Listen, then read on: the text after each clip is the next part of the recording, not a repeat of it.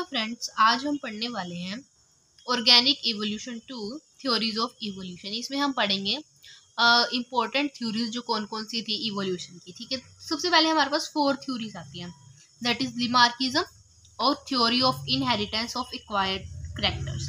Acquired characters क्या होता है? जो हम अपनी इन्वायरमेंट से लेते हैं, आफ्टर बर्थ जो करेक्टर्स होते हैं वो होते हैं दैट इज एक्वायर्ड करेक्टर्स। ठीक है, ये लिमार्किज्म की थ्योरी थी। डार्विनिज्म क्या है? Theory of natural selection.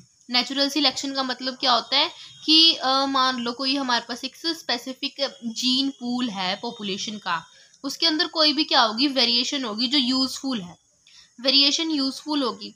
तो जो क्या होगा, इन्वायरमेंट उस जो ऑर्गेनिज्म है उस इन्वायरमेंट में अपने आप को सूट कर लेगा आफ्टर वेरिएशन, और क्या होगा, वो बेनिफिशियल होगा। तो उसी को बोलेंगे नेचुरल सिलेक्शन। इसी को भी हम आगे डीपली स्टडी करेंगे। Mutation theory of de Vries, neo Darwinism और modern concept of synthetic theory of evolution, जो कि आज ये सबसे ज्यादा एक्सेप्टेड है। ठीक है, तो सबसे पहले हम पढ़ रहे हैं लिमार्किज्म। It is also called theory of inheritance of acquired characters and was proposed by great French naturalist that is Jean Baptiste de Lamarck। इन्होंने क्या कहा था? ये थ्योरी किसने दी थी? जीन बाप्टिस्टे ने, डी लेमार्क ने। ये इसका क्या नेम है? It is also called theory of inheritance of acquired characters. और उसकी जो फेमस बुक है इसमें ये अच्छे से डीपली डिस्कस्ड है, दैट इज फिलोसफिक जूलॉजी की।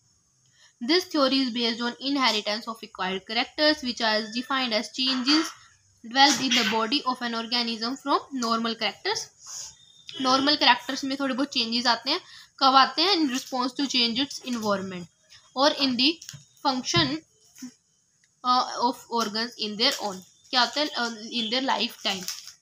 जनरली क्या होते हैं, जो लाइफ टाइम के birth after birth life time में जो करेक्टर्स होते हैं वो अडेप्ट किए जाते हैं, जो लिए जाते हैं, उसी को बोलते हैं acquired characters.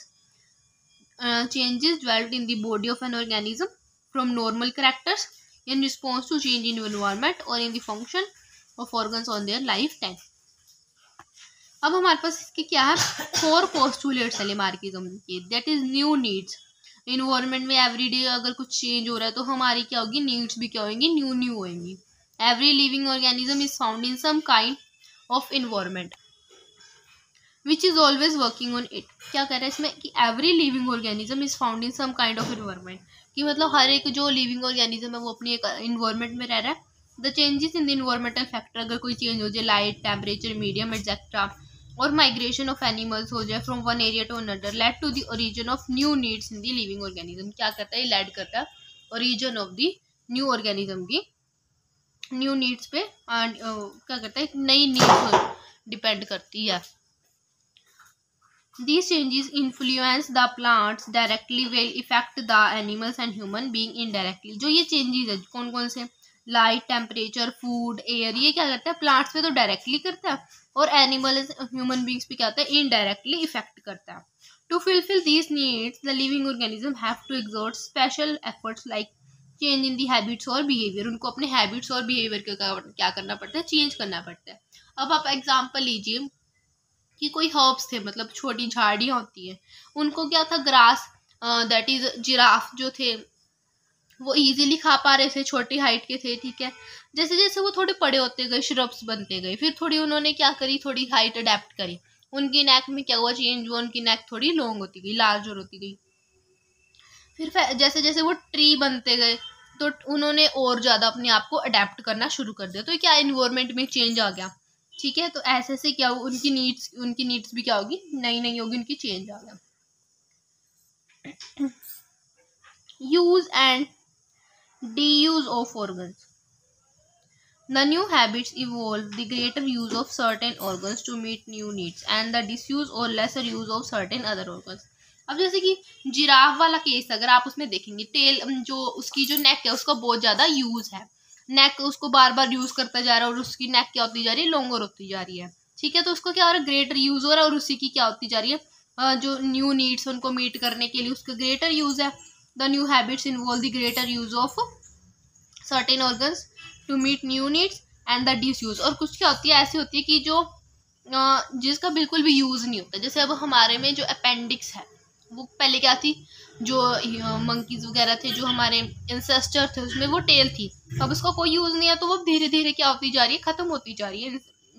That is appendix की फॉर्म में प्रेजेंट है हमारे लार्ज इंटेस्टाइन के पास, और वो कोई यूज़ की नहीं है। ठीक है, this use and disuse of organ ये क्या करता है, ग्रेटली इफेक्ट करते हैं फॉर्म को, स्ट्रक्चर और फंक्शनिंग ऑफ द ऑर्गन्स को ग्रेटली इफेक्ट करते हैं।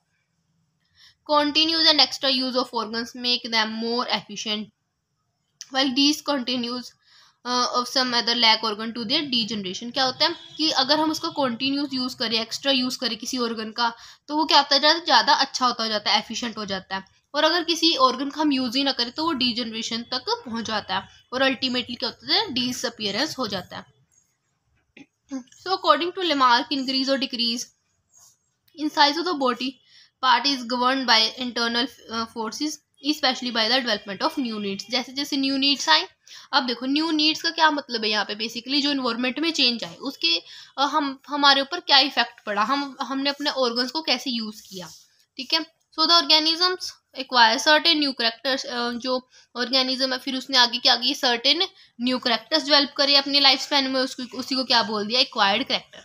अब जो एक्वायर्ड करेक्टर है तो ये आगे क्या करता गया, जनरेशन टू जनरेशन पास होता गया, और एक क्या बन गया, एक न्यू करेक्टर बन गया, न्यू स्पेसिएशन बन गया। ठीक है, Lamarck believed that favourable acquired character are inheritable and transmit to the offsprings. और क्या हो गया, चेंज इन्वायरमेंटल कंडीशंस में ये क्या हुआ, फिट हो गया। Chances of survival are increased. अब मान लो, अब जो ये हमारे पास क्या जिराफ है, ये अपनी अपनी क्या करता जाएगा, नेक इंक्रीज करता जाएगा, एक्वायर्ड ट्रेड बन गया, और ये अपनी जनरेशन में पास करता जाएगा। जो उसके ऑफ स्प्रिंग्स होंगे वो भी क्या होंगे, ये बड़ी नेक वाले होंगे। और अगर इसके ऑफ स्प्रिंग एक्वायर्ड ना हुए, इनहेरिटेबल ना हुए, छोटी ऐसी प्रोड्यूस हुए, तो उनको क्या हुआ, वो इन्वायरमेंट में फिट ही नहीं हो पाएंगे, वो ट्री को खा ही नहीं पाएंगे, और ग्रासेस तो होंगी नहीं नीचे इतनी। ठीक है, तो वो फिट नहीं हो पाएंगे, इसीलिए क्या कह रहा है, ये फिट हो जाते हैं और उनका चांस ऑफ सर्वाइवल क्या हो जाता है, increase. It is the most important postulate of Lamarckism, और इसीलिए इसको क्या बोला है, लिमार्कियन डॉक्ट्राइन ऑफ इवोल्यूशन भी इसको बोलते हैं। स्पेशिएशन, अभी इन्होंने क्या कहा, एक न्यू स्पीसीज की फॉर्मेशन हो जाएगी। जैसे जैसे एवरी जनरेशन में क्या हो रहा है, एक्वायर्ड इनहेरिटेंस हो रहा है, न्यू करेक्टर्स डेवलप हो रहे हैं नेक्स्ट टू नेक्स्ट जनरेशन, तो क्या करेगा, एक न्यू स्पीसीज की फॉर्मेशन कर देगा। So the new characters accumulate generation after generation, after number of generation a new species is formed. So according to Lamarck, an existing individual is the sum of total character of a number of previous generation, and the speciation is a gradual process. So Lamarck got convinced that the species were actually derived by the process of evolution from the pre-existing species। जो evolution का क्या case है, वो pre-existing species से ही आते जा रहा है। ठीक है, नेक्स्ट एग्जाम्पल्स हम पढ़ेंगे नेक्स्ट वीडियो में, इनकी हम पढ़ेंगे एविडेंसेस, जो जनरली एग्जाम्पल्स का केस है। ठीक है, आई होप आप सबको समझ आया होगा, और इसी को दोबारा से जरूर रीड कर लेना पोस्टुलेट्स को। Thank you.